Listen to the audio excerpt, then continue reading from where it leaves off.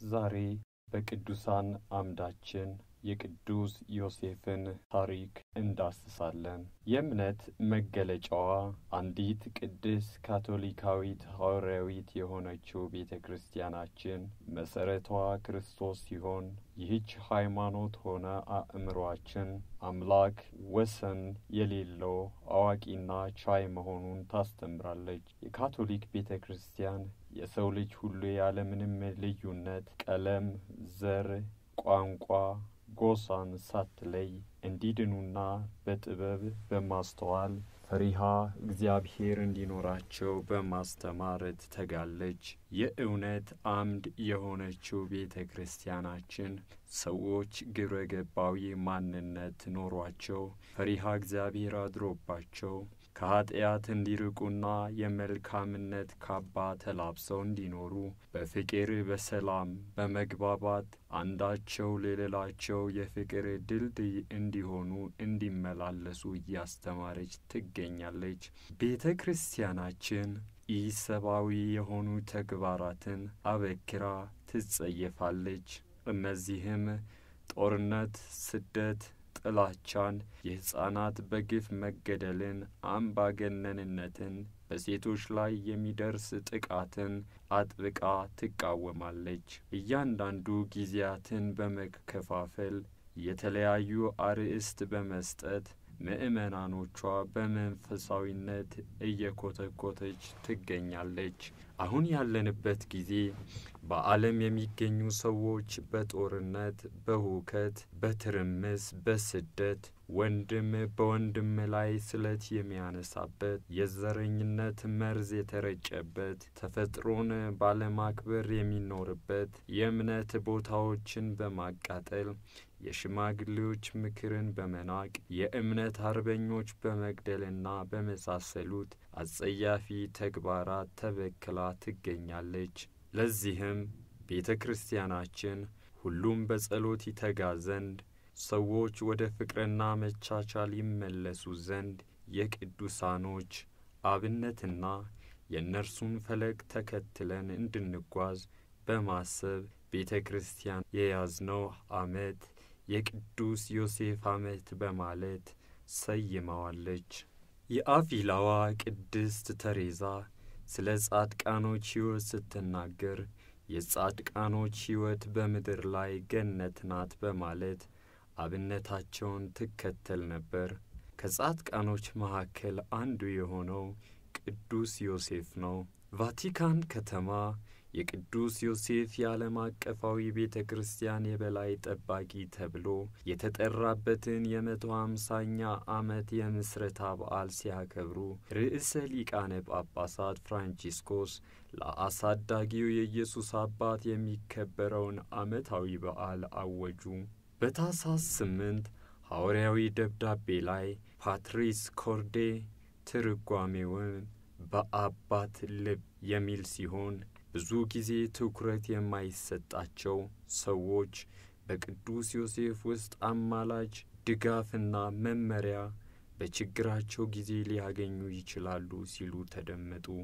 ርዕሰ ሊቃነ ጳጳሳት የማርያም እጮኛ የሆነው ቅዱስ ዮሴፍን አፍቃሪ አባት፣ ወዳጅ አባት፣ ተቀባይ አባት፣ ታዛዥ አባት፣ የፈጠራ ክህሎት ያለው አባት፣ ታታሪ አባት በማለት ይጠሩታል።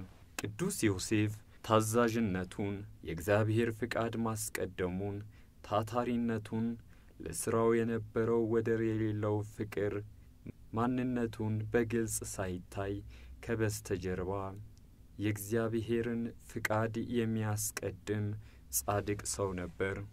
በመጀመሪያ በማርያም እርግዝና የተረበሸ ቢሆንም ለእግዚአብሔር ፍቃድ ፍንክች ያላለና ወደ ዓለም የመጣው ሕፃኑ ኢየሱስ የእንኳን ደህና መጣህ አቀባበል ማድረጉ የሚያስደንቅና እንደ ሰው ለመቀበል የሚቸግር ጉዳይ ነው።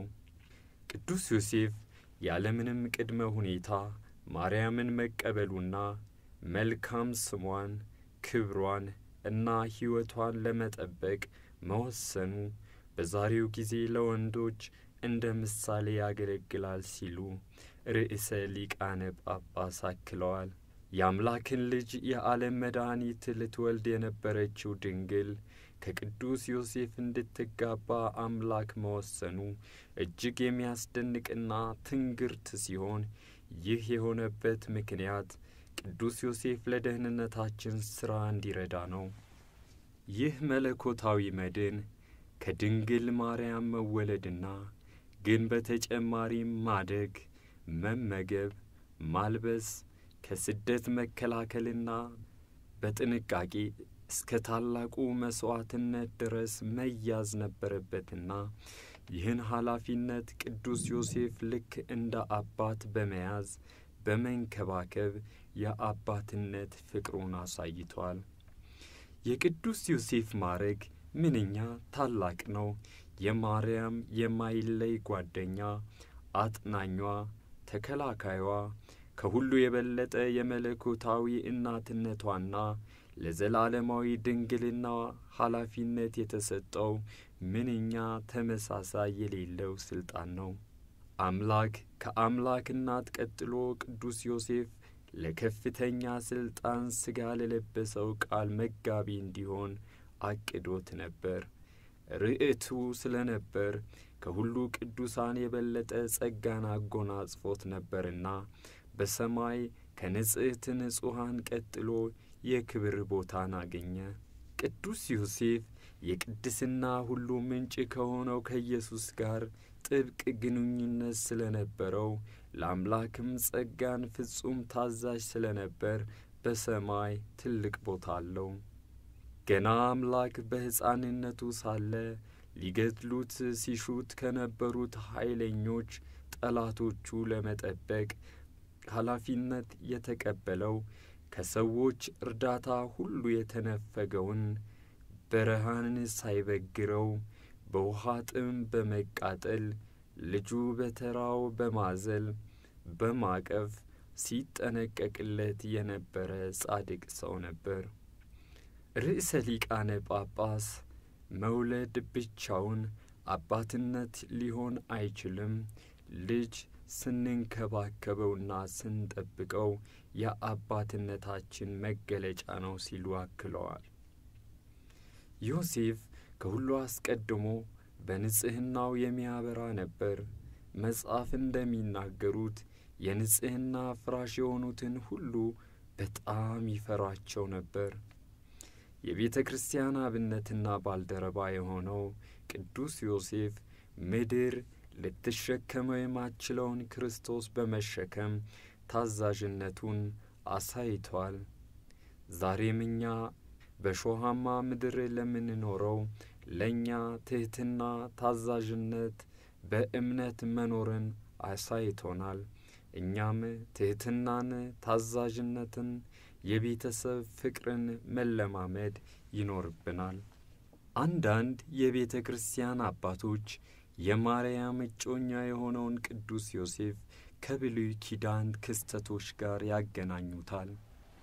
እንደ ምሳሌ ብንወስድ ማርያም የጥፋት ውሃ መጉደሉን ለማብሰር ለምለም ወይራ ባፏ ይዛ ወደ ኖህ መርከብ የምትመጣ እርግብ ስትመስል፣ ቅዱስ ዮሴፍ ደግሞ እርግቧን በመርከቢቱ ተቀብሎ የሚጠብቃት ኖህ ነው። ማርያም የሕይወትን ዛፍ ለማጠጣት ለማሳመር የጸጋ ወንዝ ምድረ ገነት ስትመስል፣ ቅዱስ ዮሴፍ ደግሞ ይህንን ምድረ ገነትን ለመጠበቅ በአምላክ የተመደበ መልአክ አድርገው ይወስዱታል። ዮሴፍ ማለት በዕብራውያን እድገት ሲሆን ይህ እድገት እየጨመረ ሊሄድ የሚገባው ወደ አንድ ታላቅ ቅድስና የሚያደርስ ነው። ገና በወጣትነት ዕድሜው የመለኮታዊ ጸጋዎች ሀብታት ሞልተውት ነበር። ነፍሱም በመልካም ነገር ሁሉ የተሸለመችና በመልካም ሥራዎች ሁሉ የበለጸገች ነበረችና በሙሉ ድንግልና ሆኖ ቀርቷል። ከሁሉ በበለጠው ልጅ ጣፋጭ ስም አባት ተብሎ የመጠራት ዕድልን አግኝቷል።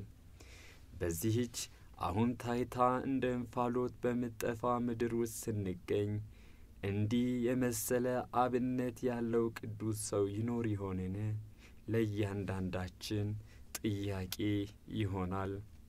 የቅዱስ ዮሴፍ ፈለግ መከተል ለውስጣችንና ለነፍሳችን ፍጹም ሰላምና እፎይታ ነው። ምድራችን በዝሙት፣ በሐሜት፣ በጥላቻ ተመርዛ ትገኛለች። እንግዲህ ወደ እግዚአብሔር ለመቅረብና ለመመለስ የቅዱስ ዮሴፍ አማላጅነት ይሻናል። እኛ በዚች የእንባ ሸለቆ ስለምናለቅሰው ቅዱስ ዮሴፍ የሁሉ ቻይነቱ መልካምነቱንና ባልደረባነቱን ይዘረጋልናል። ምክንያቱም ቅዱሳን ይበልጥ በፍቅር ፍጹማን በሆኑ መጠን በልባቸው ያለው ፍቅር ያካፍሉናል። በትምህርተ ክርስቶስ በጠዋት ጸሎታችንና በማታ ጸሎታችን ማገባደጃ ላይ ሁል ጊዜ ከአይምሮአችን የማይጠፋ የምንናፍቀው ጸሎት ቢኖር ጸሎት ወደ ቅዱስ ቤተሰብ ነው። ይህም ኢየሱስ ማርያም ዮሴፍ ልቤ ነፍሴን ሕይወቴን እሰጣችኋለሁ፣ ኢየሱስ ማርያም ዮሴፍ በሞት ጊዜ እርዱኝ፣ ኢየሱስ ማርያም ዮሴፍ በእጃችሁ በሰላም ልረፍ እያሉ ሰዎች ይጸልያሉ። ልባችን የነፍስ የስሜትና የቀልብ ማረፊያ ተደርጋ ትወሰዳለች። ከቅዱስ ቤተሰብ ልብ ጋር የእኛ ልብን ስንተክል ከእነርሱ ጋር ኅብረት ይኖረናል ማለት ነው። ምሳሌ በማይገኝለት ስጦታ ቅዱስ ዮሴፍ ለ30 ዓመታት በኢየሱስ ማርያም ምስጢራዊ ልቦች ውስጥ ከማደጎ ልጅ ኢየሱስ ክርስቶስ ጋር በሥራና በስሜት በምኞት በሙሉ የሰጠና ስሜቶቹ ፍቅሮቹንና ምኞቶቹ ለአምላክ እንደ መሥዋዕት ያቀረበ ቅዱስና ጻድቅ ሰው ነበር። ቅዱስ ዮሴፍ የሁለንተናዊ ቤተ ክርስቲያን ባልደረባ ሲሆን የእርሱ አማላጅነት በሕያዋን ላይ ብቻ ሳይሆን በንስሐ ቦታ ለሚሰቃዩ ነፍሳቶች ጭምርም ይዘረጋል። ቅዱስ ዮሴፍ በሦስት የነፍስ ሀብታት ተሸልሞ ይገኝ የነበረ ፍጡር ነው። እነኚህም ጸሎት፣ ከአደገኛ ምክንያቶች መሸሽና ሥራን መውደድ። ቅዱስ ዮሴፍ ከአናጢነት ወደሚያስደንቅ የመለኮት ተካፋይነት ማምራቱ እንዴት ውብ የሆነ ጸጋ ነው! ከአንድ አናጢ ሠራተኛ አምላክ መወዳጀት ችሏል። ሕፃኑ በሚወለድበት ሰዓት ለሕፃኑ ወርቅ ዕጣንና ከርቤያቸውን ይዘው የመጡትን እረኞችን ያስተናገደ ቅዱስ ዮሴፍ እኛንም ከመድኃኔዓለም ጋር እንድንወዳጅ ያስተናግደናል። እረኞቹ የነገሯቸው ሁሉ የሰሙ መገረማቸው በማቴዎስ ወንጌል ምዕራፍ 2 ቁጥር 18 እናገኘዋለን። እንግዲህ ሁላችንም ከቅዱስ ቤተሰብ ትምህርት ቤት ተምረን ከኀጢአት ርቀን የቅዱስ ዮሴፍ አብነትን ተከትለን ለመንግሥቱ የበቃን ያድርገን። አሜን።